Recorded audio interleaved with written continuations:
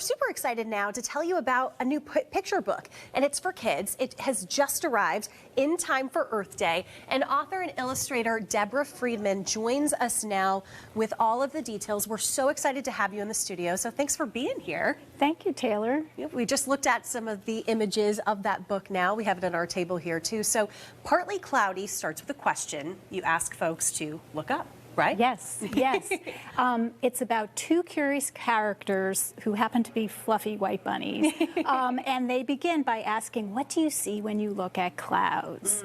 And one looks up and sees cotton candy, and the other says, oh, no, well, actually, that is a cumulus cloud. So two completely different ways of looking at the exact same thing. I know that our weather department is really excited about this book because it gets kids thinking about what is up there, right? Meteorology and clouds in particular. So this is a great opportunity to educate kids, and in addition to allowing them to have a little fun, right?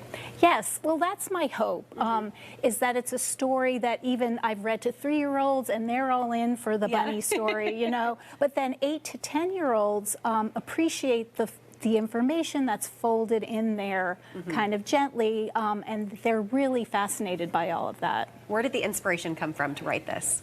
Well, honestly, I just love painting clouds. Okay. So I've done a lot of books, and I love painting clouds, and I thought, wouldn't it be fun to make an entire book just full of clouds? Yeah. But then I realized I didn't actually know all that much about clouds, and I had to educate myself a bit. But I love learning about the natural world that's, you know, right outside our door. There's so much to learn about it.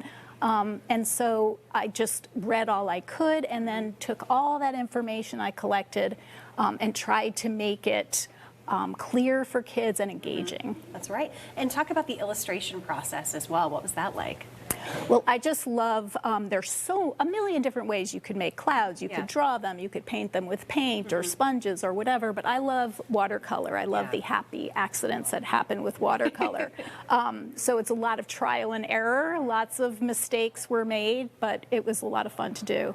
And you mentioned that you had the opportunity to read this book, you know, to all age ranges, right? But, you know, 3-year-olds, this is a book for everyone, I think. I'm hoping that kids can grow with it. Yeah. Really. And I'm hoping that it inspires kids to just get outside, pay attention to the world around them, wonder, ask questions, use their imaginations. Yeah. And I think it's important too, you know, it's a simple question, right? Look up, but sometimes we're so consumed with technology that we might forget to look up. So this is a great reminder to just do that. Yeah, I hope so. I hope so. And if people would like to read it, where can they go? Well, I hope your library has it. Maybe not yet, but Riverbend Bookshop has signed copies. R.J. Julia does as well. So I'm shout out to independent booksellers.